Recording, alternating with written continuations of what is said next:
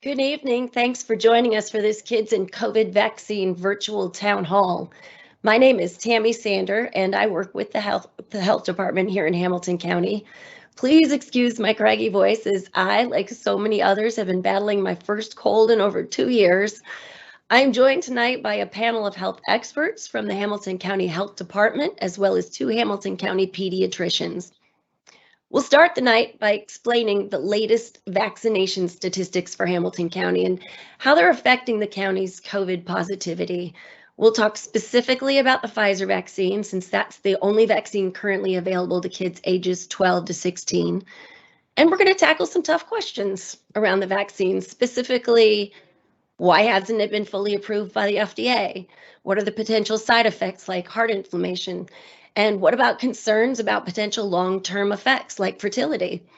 We'll also talk about all of the variants that have surfaced over the past year and why there's such concern around this latest one, the Delta variant. We'll discuss when and how to get your kiddos vaccinated, and we'll wrap up with a discussion about back to school. We'll also be taking your questions, so after we get through with our presentation, just look for that Q&A box. It should be at the top of your screen. We'll try to answer as many of those questions as we can get to tonight. But first, let me start by introducing tonight's panel. We are very, very lucky to have Dr. Christopher Belcher with us. Dr. Belcher is a board-certified pediatric infectious disease specialist at Ascension Medical Group here in Carmel. He has worked the front lines of this pandemic and has seen it all. Dr. Belcher will be the first to tell you that kids are not immune to this virus and that some can become very gravely ill. Dr. Shobana Pandian is a pediatrician with Community Health Network in Fishers. She's also our mom herself to 4 kiddos. So she's wrestled with some of the very same questions that you all may be asking yourselves right now. Is it okay to vaccinate my kids? And her answer was a resounding yes. She'll talk to us more about that here in just a bit. Chris Walker is the Health Department's Emergency Preparedness Coordinator. He is the lead planner and advisor for our local COVID testing and vaccine clinics. So he has been working around the clock for well over a year to make sure that everybody has access to free and really easy access to the testing and the vaccines. And then finally, my other coworker, Jim Ginder, he's been a health education specialist at the health department for 25 years. He's been the liaison, the one who is working directly between the state health department and all the school districts here in Hamilton County. And he can help answer any questions you might have tonight about sending your kids back to school here in the coming weeks. I'm going to turn it over now to Chris Walker, because he has a much lovelier voice than I do, to provide us with the latest vaccine numbers and how we're faring so far with the Delta variant. Chris? Hey, good evening, Tammy. Good evening, everyone. Quick update. We are at 69.8% of eligible residents are vaccinated. Those are ages 12 and up. That is the highest percentage in the state.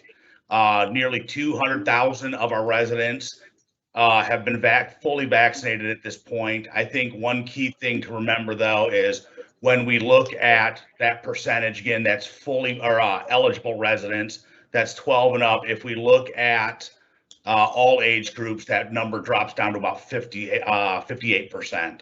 And our goal is about 70% of the total population.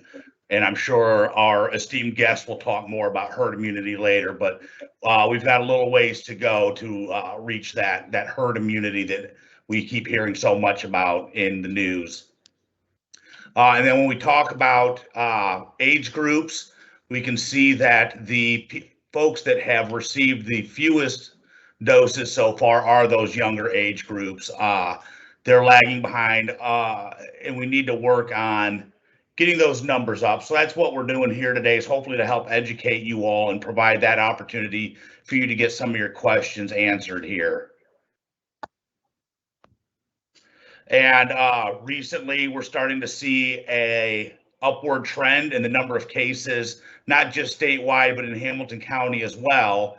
And I think the key thing to take away from this is that the vast majority, well over 99% of new cases, are folks who are unvaccinated at this point.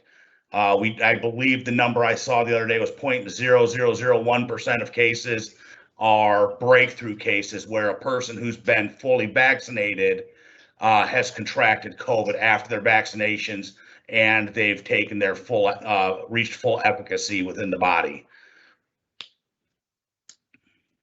And this is just a look at our positivity rate versus vaccination rate statewide. You can see we've had a pretty big swing in our state, where at one point we were down, I think, to about 5 to 8 counties were in the yellow. I think we had one in orange just 2 weeks ago. And we're starting to really see the state slide back into the yellow, orange, and red, where we spent so much time over the last year. However, if we look at the map on the right, that shows the vaccination rates by county. The darker the blue, the higher percentage of vaccine.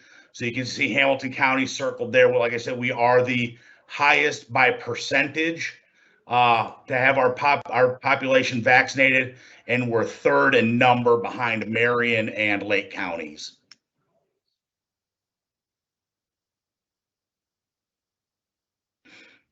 And as we talked about earlier, the overwhelming number of folks testing positive at this point are unvaccinated. So we know beyond a shadow of a doubt at this point that the vaccine helps prevent contracting COVID.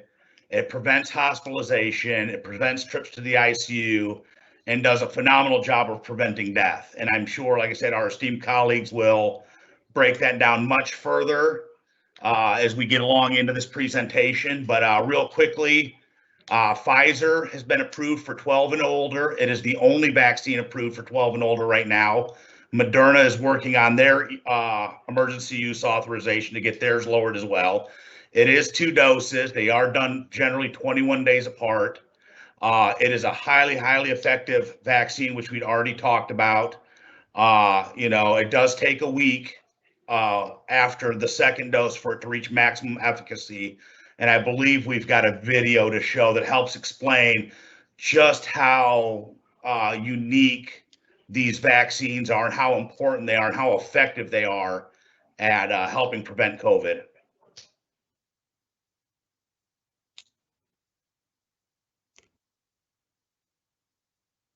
mRNA vaccines have been in development for 20 years and are now approved to prevent COVID-19. Unlike some other types of vaccines, mRNA vaccines do not contain any pieces of the virus. Instead, the COVID-19 mRNA vaccine teaches our own cells to make the quote-unquote spike protein found on the surface of the coronavirus, triggering an immune response. In short, they help our bodies produce antibodies specific to the virus, along with T cells that also confer immunity. That sounds great, right? But I bet you're thinking, how exactly does this work? Well, it works by simply reproducing the same immune response that happens in a natural infection, but without actually infecting your body. Cool, right? Still, there are some common misconceptions about this vaccine. So let's break them down. Number 1, this type of vaccine is new, but it's not unknown. Research and development of these vaccines have gone on for decades before this pandemic. Number 2, these vaccines do not affect or interact with your DNA, and the mRNA never actually enters the nucleus of the cell. Number 3, while the vaccine does have some side effects, like the potential for fever and soreness, they do not infect your body with the coronavirus. Side effects after vaccination are not uncommon. Number 4, yes, if you have recovered from COVID-19, you should still consider a vaccine. We still don't know how long immunity to the virus lasts. Number 5, vaccination, along with face masks, social distancing, and hand washing, is key to resume social gatherings and reopen the economy. Got more vaccine-related questions? Leave them in the comments. Okay, so this is probably a good enough place to stop, answer some common questions that we get a lot. Dr. Belcher, we just saw that video. Are you at all concerned with the speed in which the mRNA vaccines were developed? No, as they said, the technology had been worked on for a long time, and there was actually some work with the prior coronaviruses. When we had the original SARS virus, as well as the MERS virus, there was work towards a vaccine, and mRNA vaccines were one of the potential candidates. So this is not exactly a brand new thing, but it had to be adjusted to our current coronavirus. They got the vaccine up and made. It's actually a very simple vaccine to manufacture quickly, and then they didn't wait. They started their studies. They didn't have to wait around to get approval for funding and that. They opened the studies the same way they do other vaccine studies, and followed people out for several months, looked at the data, proved it was safe and effective, and then got an emergency use authorization. Yeah, let's go from there. Dr. Pondian, can you explain what emergency use authorization is, why it's used? Sure. Emergency use authorization is used to treat or prevent diseases during a public health emergency. The FDA criteria has to be met, and the evidence has to show that there's no other alternative for this. It does not affect the safety of the vaccine, though, and there's the same testing process that the vaccine has to go through for EUA authorization, as same as FDA. So, Dr. Belcher, any other thoughts on that? Yeah, again, it's a tool to get it out there. No one, as we've noted, the vaccine's not received its full FDA approval, which we'll talk about in a minute, but no one wanted to wait this long for a vaccine. People would have died, people would have been hospitalized, lots more people would have been sick. We have a very effective vaccine. So as soon as it's proven that it's effective and it's a reasonably safe thing too, you can get the emergency use authorization. The same studies were done. They don't have to go back and redo that initial study. It's all different in a full FDA approval. So, Dr. Belcher, I mean, Yeah. we have more than 160 million Americans now fully vaccinated. I think the question that we hear a lot is, then why can't the FDA just go ahead and fully approve this? Haven't they seen enough? Could we see that happen Exactly. soon? So they learned from what was filed with the emergency use authorization. They've learned from what we've seen in the public. They've learned from reports of the side effects and what we've seen from it, and also how effective it is. But to get a full FDA approval, a vaccine needs more than just safety and efficacy. They get looked at top to bottom and all the way in and out to make the approval. So there's lots of stuff that has to do not even with medicine, but just about nothing that touches the vaccine, and you have to still approve it. So what are the floors of the factory cleaned with? How often? How are the boxes made? What glue are you using on the boxes? Getting the language and the font set on the package insert. These are the diagrams. These all need to be checked at FDA, rechecked, and approved by a supervisor. And it's set out in law. FDA can't do this at a whim to just approve something. They have a set of rules that they follow in law that they must do. And that's what FDA is doing now. They're taking all of those steps. But again, it would have been too long to ask people to wait for an effective vaccine. It would have been hard to open up the country without it. So I'm glad we are where we are right now. So, Dr. Pondian, you have 4 kids of your own. You are involved with the American Academy of Pediatrics. What's your take on immunizing kids with a vaccine that only has emergency use authorization? I would do it. Absolutely. I've done it for my own, and I know the AAP stands behind it too. And for just for the sake of being completely transparent, this young lady on the screen happens to be my daughter. I have a 12 and a 17-year-old, both of whom have been vaccinated and both did very, very well with it. This was actually taken on her 12th birthday. She could not wait to go get the vaccine. So that was the first thing we did for her birthday. Does either one of you have any idea when this Pfizer vaccine might be available to younger kids? I know we can work with 12 and over right now, but are we hearing anything about when that might be available to younger children? I'll grab that one. So the work is ongoing. So younger studies in younger children from 6 months up to the 12 years are being conducted both by Pfizer and Moderna with their mRNA vaccines. They have to go through the same safety and efficacy to get at first their emergency use and then full approval. They're set up like other pediatric studies, many thousands, between 5 and 10,000 children are going to be in these studies. So it has to go through all of that. Again, it will take some time. And we view for them other measures as being important until we get them. So it could be in the fall, could be next winter. Dr. Belcher, the one thing we are hearing about the most, though I think the one that concerns most parents, is this potential for heart inflammation after being vaccinated. I know we've got a great slide, but maybe you can walk us through what myocarditis and pericarditis are and what typically triggers those conditions. Right. So itis, again, refers to inflammation, and carditis means inflammation of the heart. So the difference between the two is myocarditis is inflammation of the heart muscle itself.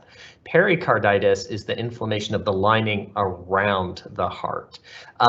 And generally this happens in response to infections, and the most common causes are viruses, not COVID in the first place. Before all this, we had enteroviruses and Coxsackie viruses that would cause this occasionally in well children.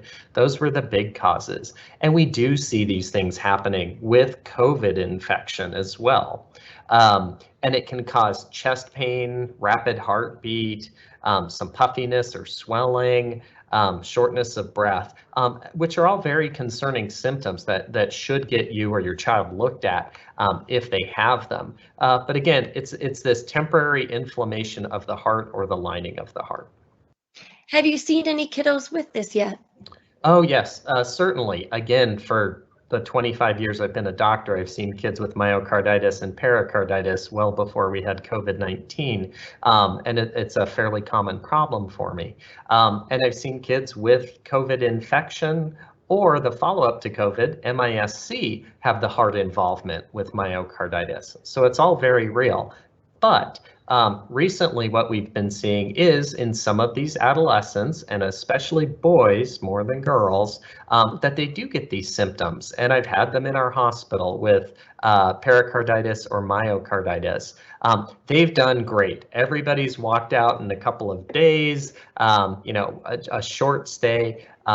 Some of these kids in other institutions have needed a little bit of help or medicine or treatment, but generally it's a very transient thing. And so when the CDC looks at these hundreds, around 500 or so cases that meet their definition, almost all of them are recovering or have recovered.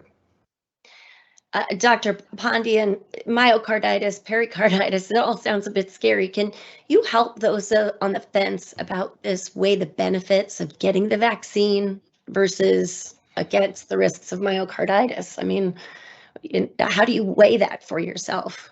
So as Dr. Belcher just explained, the myocarditis that's seen with COVID-19 is pretty severe, and these kids are very ill.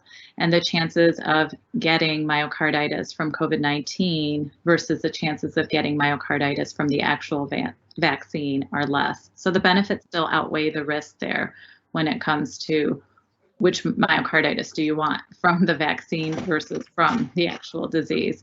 So I would still recommend getting the vaccine because the myocarditis that's seen with the COVID-19 vaccine has been pretty mild. And as he said, kids do walk out of there feeling well within a couple of days. It's pretty rare. It does happen, but it's very rare compared to the myocarditis of the disease. So another question that we get a lot, I'm sure you guys hear too, is if kids get much milder cases of COVID, then the bigger question, I guess, is why get my kid vaccinated at all if the chances of them becoming gravely ill are slim? And why take the risk of something like myocarditis if the chances of them getting, ending up in the hospital aren't very big? To prevent disease, to prevent the spread of the disease, to end this pandemic. That's what I would say. Dr. Belcher? Yeah, absolutely. Although I'm glad children get ill less frequently than adults, and I've seen fewer kids in the ICU and fewer kids in the hospital than my adult colleagues have. It's still children suffering in the hospital or suffering in the intensive care unit or even suffering at home with a bad flu. Is there anything sadder than your sick, febrile child on your lap with the big eyes looking at you when it was something you could have prevented? I think that's very important. As someone who's out there trying to prevent suffering and illness in children, we have a tool. It's reasonable. It works very well. The safety is there. Yes, we're looking for the problems as we've defined, and those are there, but those are far outweighed by the benefits of this vaccine in keeping people healthy.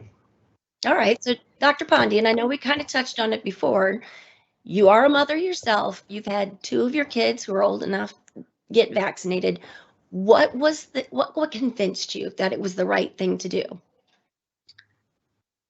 Obviously, all the studies out there shows that it's the right thing to do. But besides that, as a mother, I talk to moms every day and how they're hesitating and how they're worried and their concerns with this vaccine because it's so new.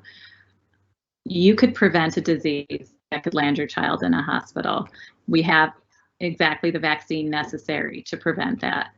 So for me as a mom, I took that into consideration. Do I want to live with the fact that my kid could get gravely ill from COVID, or did I try and do everything possible to prevent him from getting COVID? And looking at it from that perspective as a parent, it was easier for me to make that decision. Also, I actually asked my children how they felt about the vaccine. And honestly speaking, my kids asked me first, when is it our turn to get the vaccine? Mm-hmm. Their cousins who were vaccinated, their grandparents were vaccinated. They wanted to see their grandparents. They wanted to see their family. So they were waiting for it. And they did come to me and ask me, when can we get this vaccine? That's fantastic. Are either of you concerned about any long-term side effects, maybe issues that we don't even know about yet that might surface later, especially in kids? Mm-hmm. In past vaccine studies where we've looked at the many licensed pediatric vaccines, virtually all of the problems have happened within 6 weeks. So again, long-term problems from this vaccine seem very, very, very unlikely. The mRNA disappears in days to weeks. It's gone. It does not join your DNA. It never enters the nucleus of the cell. So we've had a good long period to look at it. I'll bring up too that with the myocarditis, pericarditis, it's usually within a week of that second vaccine. So if you're concerned about it, you know exactly when to look. You don't know when your kid's going to get COVID or MISC as a follow-up. So again, there is a predictability to giving a vaccine and that you can look for side effects and those sorts of things. But no, in the long term, we don't see things past 6 weeks in any other pediatric vaccine studies that are out there right now. That is interesting. Dr. Pondy, and you work with a lot of young parents and some nursing mothers. So what can you tell us about the next 2 questions? Do you think this vaccine could create fertility issues in young women? And if I'm a new breastfeeding mother, is it safe for me to get vaccinated? So the infertility question, there has been no evidence to show that this causes infertility. Actually, there hasn't been any evidence to show that infertility is a cause of any vaccine at this point. So that would not be a concern for me. If I were to put myself in their position and decide if I needed the vaccine at that stage in my life, I would consider taking it. Same thing with the nursing. And they are recommending for breastfeeding moms who are nursing, moms who are pregnant, to go ahead and offer them this vaccine. Dr. Belcher, there have been a lot of variants. What can you tell us about all of them? Yeah, so with viruses, variants are just a certainty that things are going to change with time.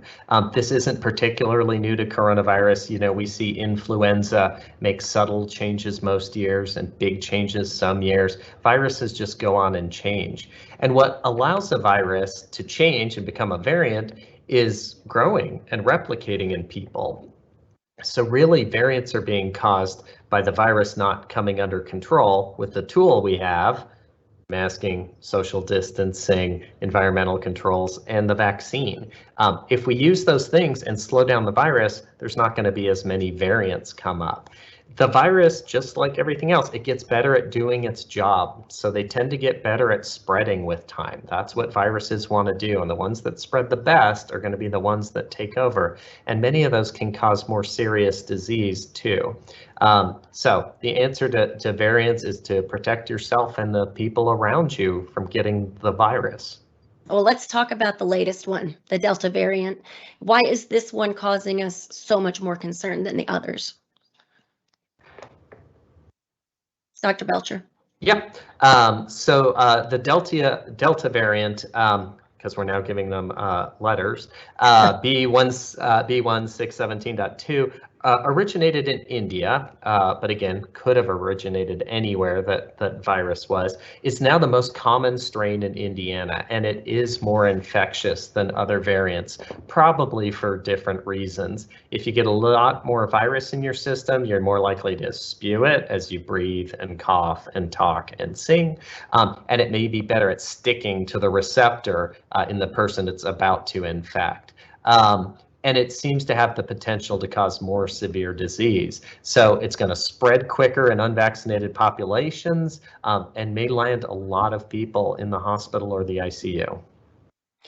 All right, I want to remind everybody that we do have a Q&A. Feel free to drop your questions in there and we'll get to them here in just a minute. I'm going to bring Chris Walker back in. Chris, if we've convinced anyone that maybe this is the right thing to do with their kiddos, what do they need to do to get an appointment, or appointments even necessary? Sure. So number one, in most locations, they are accepting walk-ins right now.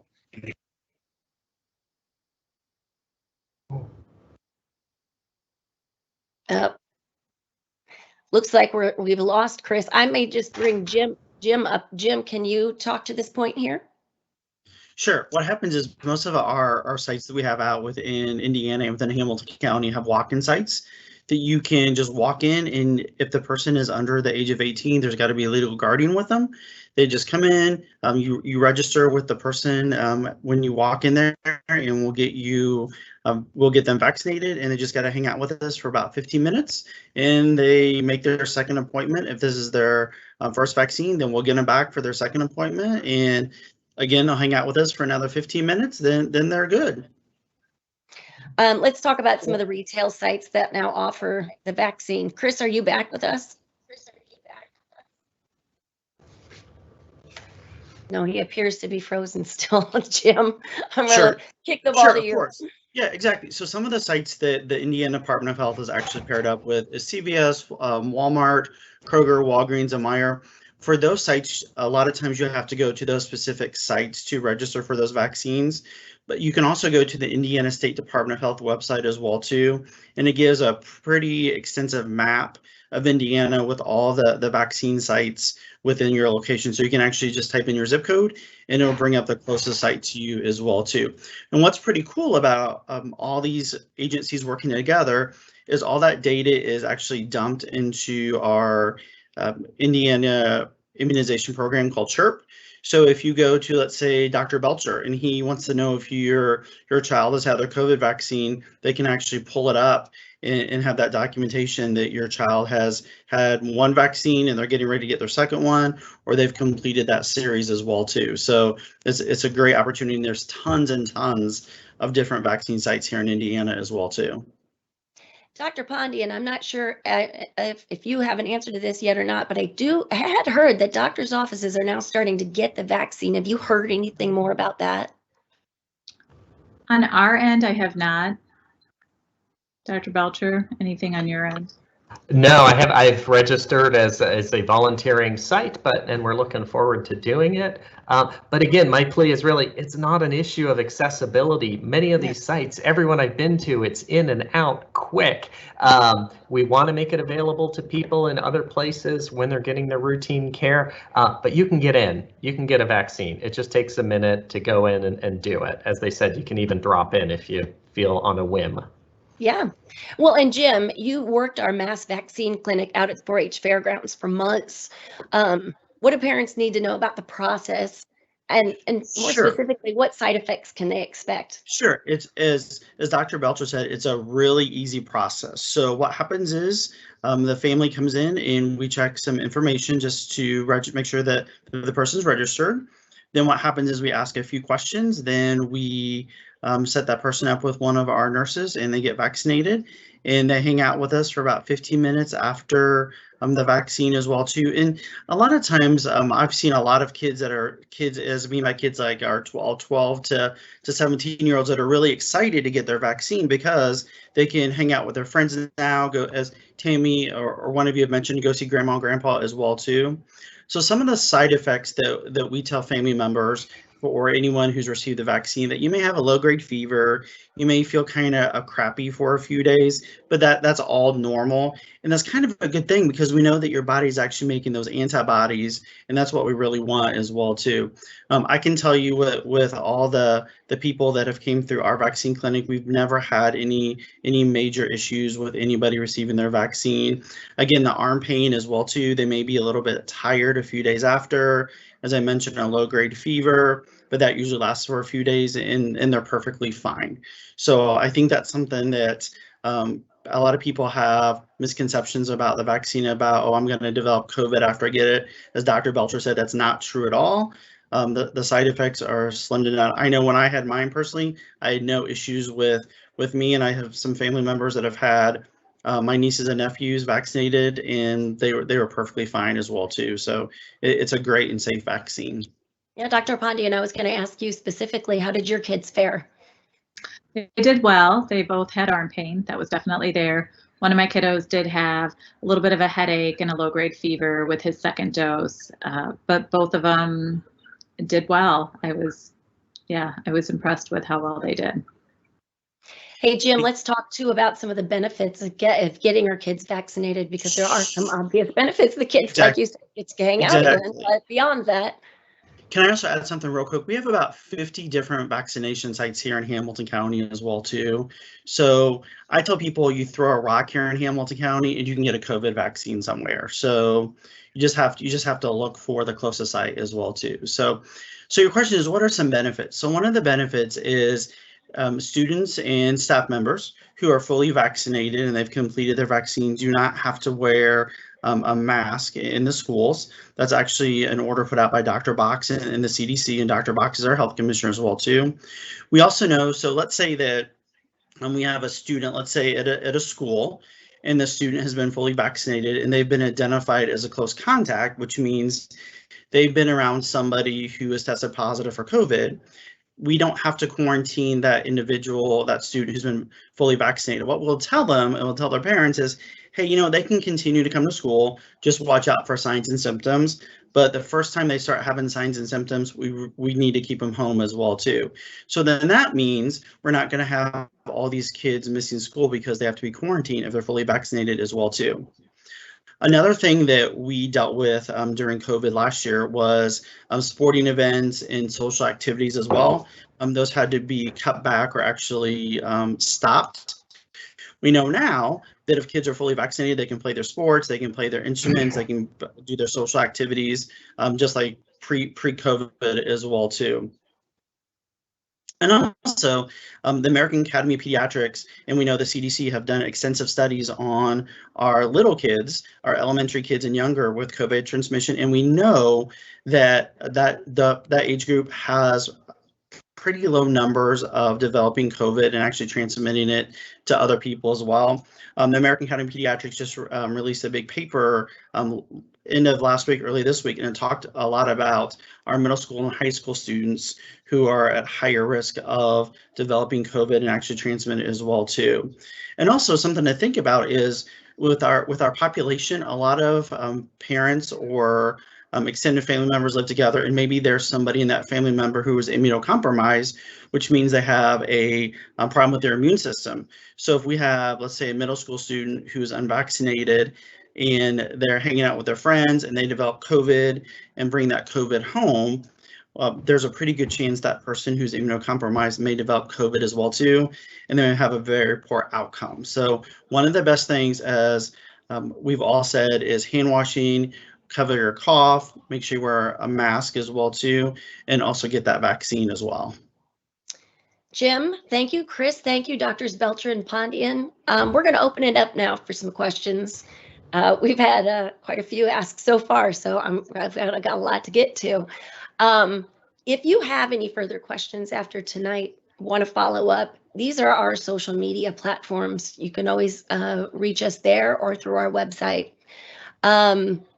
Let's take first question. First question, and this has been one that I would say majority of the questions have been, what is your opinion on the schools in Hamilton County about masking and not masking when school starts back up?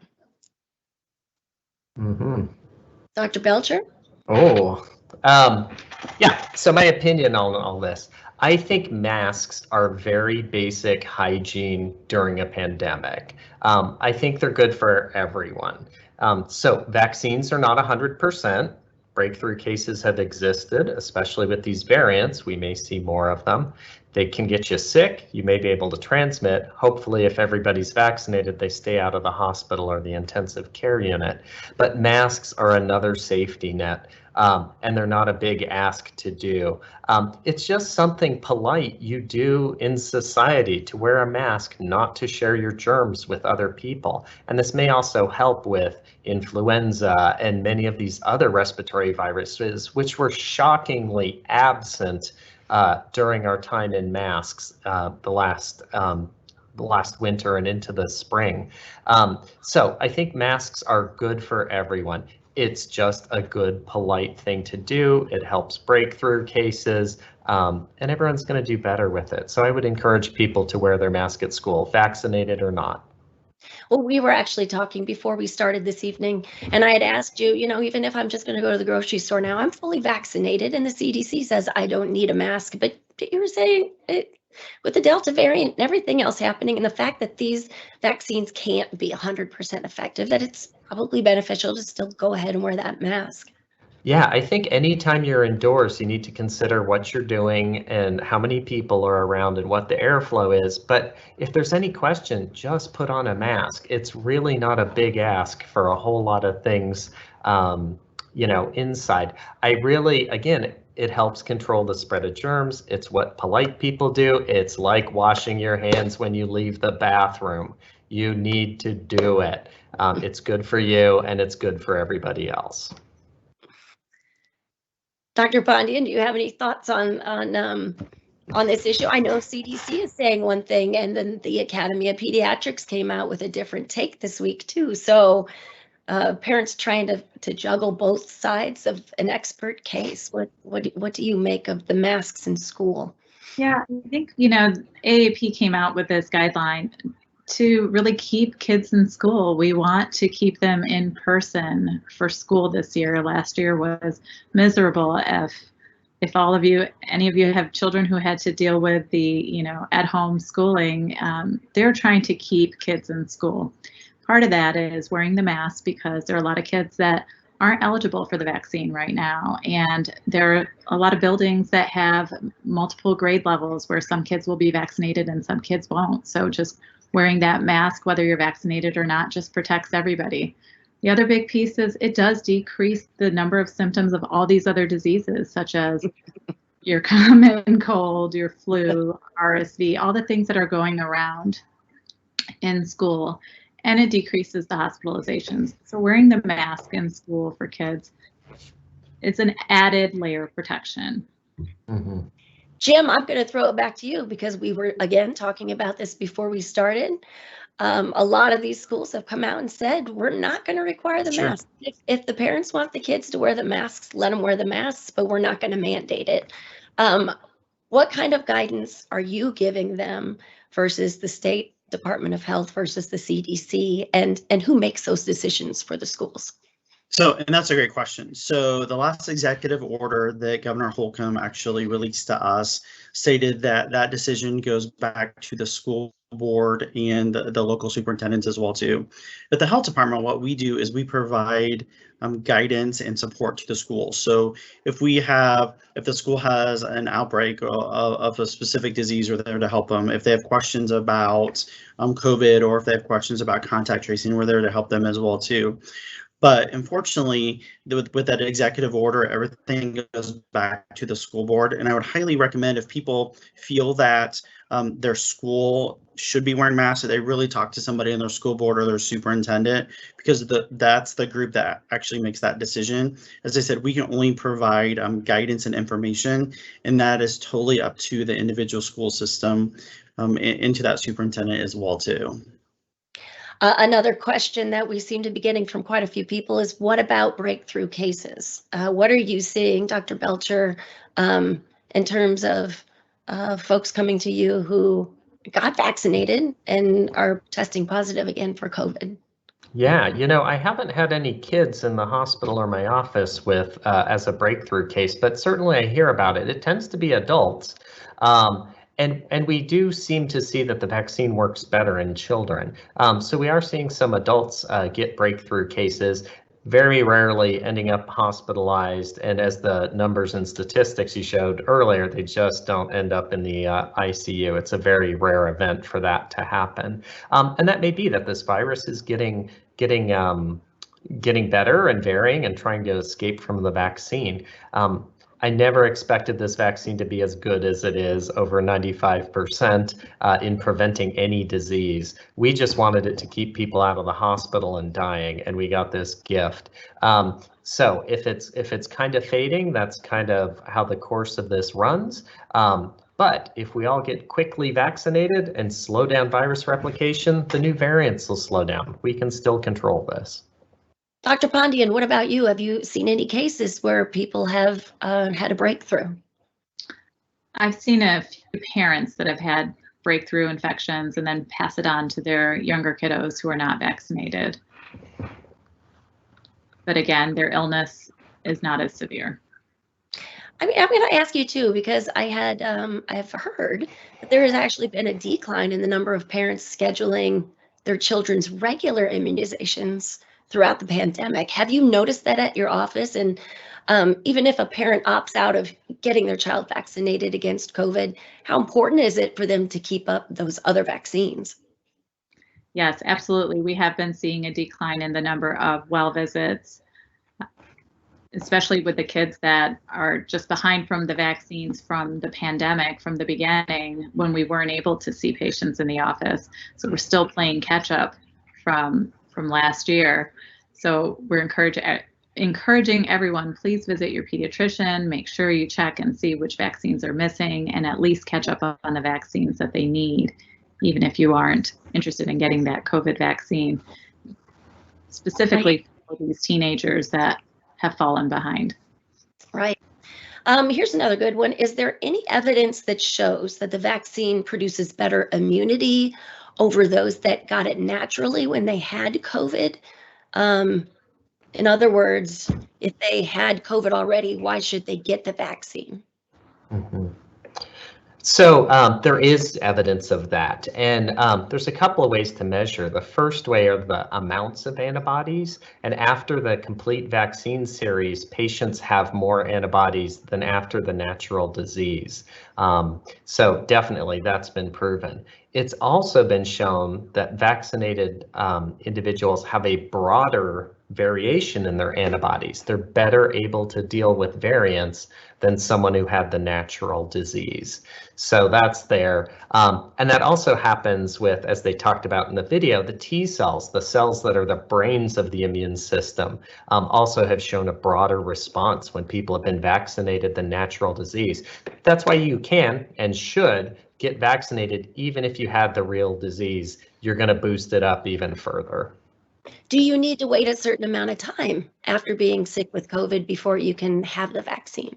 Yeah, you cannot go if you're still in quarantine or isolation. You need to be clear of that. You shouldn't be out in public if you're in isolation or a quarantined contact of them. But anytime after that, it's fine. You don't have to wait. The chances of breakthrough is thought to be small in the first 60 to 90 days. But I would use that time after you recovered from COVID to get your appointment, feel comfortable, and then do it as soon as you want. Got a question here. When might we see the J&J and or Moderna vaccines become available for the kids? Yeah, so they are looking at that data. What Moderna is doing is submitting its data instead of in a big truckload. They're sending it in a small compact carload at a time to the FDA. So they're building up, doing this rolling submission. So it's going in.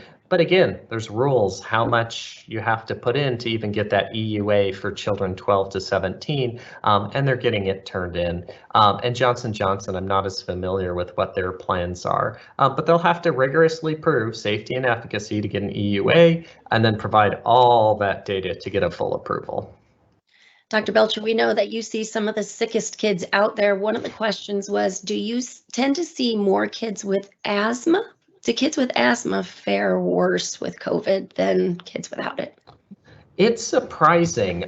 So although kids with asthma often have problems with cold viruses and influenza viruses and many other viruses, they've generally fared pretty well with COVID. Some of them flare and they may be at home doing their treatments, but it doesn't seem to be much worse than them. Again, they may need treatment, they may need to see their primary care provider or go to the ER, but they're not the ones that are ending up in the ICU for me.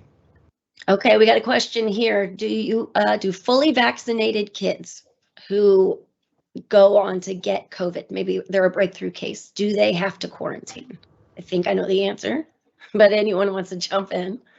Yeah, so if they're fully vaccinated and they test positive, they have symptoms and they test positive, you know they have COVID infection, they are still isolated because there is live virus there.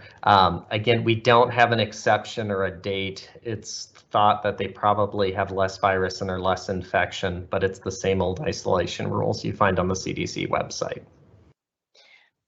I'm curious myself, the whole family's just now come down with that summer cold that we normally would get but haven't had in a couple years. As we start taking off our masks, as we start, I mean, if some of these schools aren't going to require masks, might we see more just illness in general? I mean, has our immune system actually weakened in this time, or will it be ready to attack these other viruses? You want me to grab that one? So immune systems are challenged all the time. So it's not just cold viruses or respiratory viruses. The food you eat, the things you touch, the things that blow in your face are all a challenge to your immune system. So you are constantly being assaulted from inside and out. So no, our immune systems haven't gotten weak. What's off is the pattern.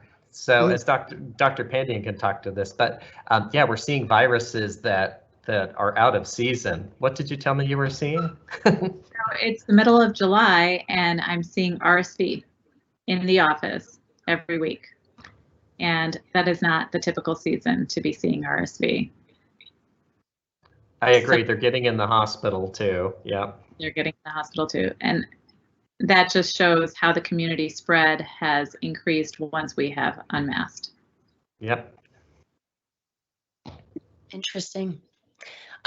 Question here, what are we seeing around the country pertaining to kids in the Delta variant? Are they getting sicker? And I did read something the other day, and so maybe you can kind of clarify this too. There is a difference between a variant being more contagious and a variant being more likely to make you very sick or virulent. Yes. Yeah. So again, the contagiousness kind of has a lot to do with how well it's spread. So viruses that are better at making you coughing or sneezing or cough or sneeze. Viruses that make a lot more virus into smaller aerosols rather than droplets all have the potential to be more contagious. And on the receiving end of those, sometimes the viruses will stick better to the host. Whereas virulence may have different things. There could be more virus, and that could be bad, but depending on where it works in your body, there can be differences. It is interesting that the Delta variant's not causing loss of smell and taste as much. So it seems that it's changed somehow in where it's going or what reaction it's causing. But we know a lot more about Delta in adults than kids, just because the adults get sicker, and they're really the bulk of the studies. I have a question here specifically. What kind of masks do you recommend for kids? Anything different than what the adults are wearing? Dr. Pondian or Dr. Belcher, either one of you? Yeah, I can't say anything specifically different, just size-wise, making sure we're using the correct size for the child. Yep. Yeah, I think something that they're going to wear and stays on. Most kids, I think, last year figured out their favorite mask if they were back, what kind they like, over the ear, one piece. Again, we don't like masks with valves in them, exhalation valves, because although it may help protect the child, the air just blows out and it doesn't protect other people. And we don't put them on children under 2. Again, they chew them, they swallow them. It's not so good. But yeah, any mask your kid fits and wears would be a reasonable thing. It doesn't have to be super duper. Basic masks made a huge difference in the last year. Hey, Tammy, can I also add something to that as well too? Oh, yeah. Just make sure that, just make sure if the mask is not reusable, like a cloth mask, that it's actually washed, and especially when it gets dirty. And so the ones that are disposable are really nice, because when they get dirty, you can throw those away, like the blue ones. But just remember, if you have a disposable mask, make sure you cut the string, because we're finding a lot of animals getting those masks around their neck, and some of these animals are dying because of it. So if it's a mask that is a cloth mask, just make sure you wash it. I've had people tell me that they put it in their microwave. Not a good idea to be putting your mask in the microwave to clean it. But just go ahead and throw it in with your normal laundry as well too, if it's something that, if it's a mask that's a cloth mask that can be recleaned as well. Good point, Jim. Good point. We're coming up on the time to get vaccinated against the flu again here shortly. We got someone who's asking, do we need to space out the time between getting our kids the flu vaccine and getting them the COVID vaccine? Yeah, so initially the AAP, when the COVID vaccines came out last year, and CDC had talked about having at least a 2-week interval between COVID vaccines with anything else. With experience and time, that's gone away. So now there is no minimum interval. Seems most convenient if you can do them all at the same day, especially if they start rolling out to doctors' offices and other sites. But otherwise, you could do them one day after the other if you desire. Dr. Pondian, do you want to elaborate at all? Yes, I agree. I think this became a concern specifically for our younger teens that needed their 6th grade immunizations. And I had a lot of parents questioning, well, they just got their COVID vaccine. Can they still get their 6th grade shots to go into school for the summer? And that guideline has helped significantly. And so now we want to make sure we get everybody in to get their vaccines on time. And yes, I would do the flu shot along with the COVID shot. Dr. Belcher, I think this one's for you. Are you seeing any more kids in the ICU with the Delta variant versus this time last year? So we don't get real-time data of which variant a child has when they're in the hospital. It takes some time to head off to state to get categorized. The in-hospital COVID tests don't tell you which variant it is. So I don't have that. Delta was not in the area last year. It took a while to get here. So in the thick of it last year, we didn't have it. But yeah, it's something of interest, but something you tend to happen here either after the fact or kind of in the big aggregate data all put together that your county or your region has this much Delta, and it's known for Indiana. All right, we got about 5 minutes left. I want to give each of our presenters a chance to just kind of wrap up, give us some final thoughts. Jim, I'm going to send it to you first. Sure. So many Sure. questions. I have to tell you, we had like 60 some questions. I would venture to guess 40 at least of them were about masks in school. Again, if folks are upset about the policies that their school districts have in place, who do they need to go to? Right, and that's a great question. So I recommend, so let me kind of back up just a little bit. So the guidance that has given to all the schools within Hamilton County and within Indiana is from the Indiana State Department of Health, which gets that information from the CDC as well. We're very fortunate that all of our schools participate in a virtual call with the Indiana State Department of Health every week. So all the schools within Hamilton County, within Indiana, have the option to log in, and it's the most current data for schools as well too.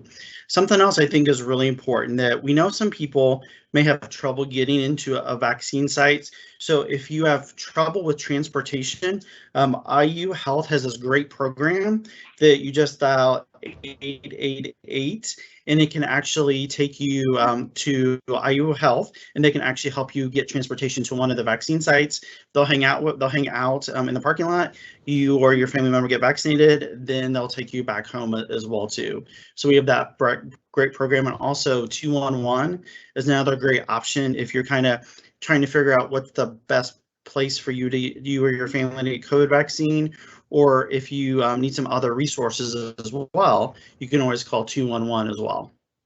Great. Dr. Pondian, any final thoughts? Yeah, I'm just hoping that this helps encourage parents to, look at vaccinations as any other protective measure that you do for your child. You put your child in a car seat, you have them wear their seatbelt, their helmet on their head. Getting your vaccine is protecting your child the same way. And I hope if you have any questions, you go to your pediatrician and discuss that.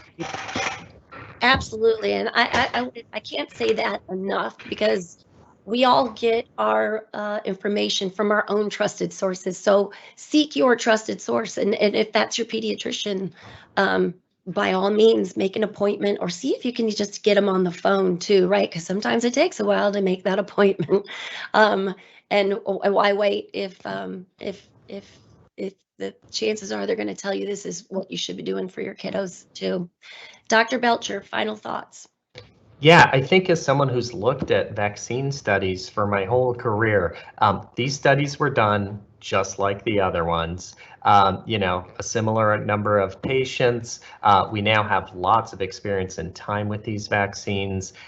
They're safe vaccines. They're not perfect. We talked about the common side effects and even some of the uncommon ones from the vaccines, but everything makes it, in these 12 to 17-year-olds, it tips it all in my favor to get that vaccine. Except if someone's severely allergic to it, I can't think of anyone I would say no to the vaccine for.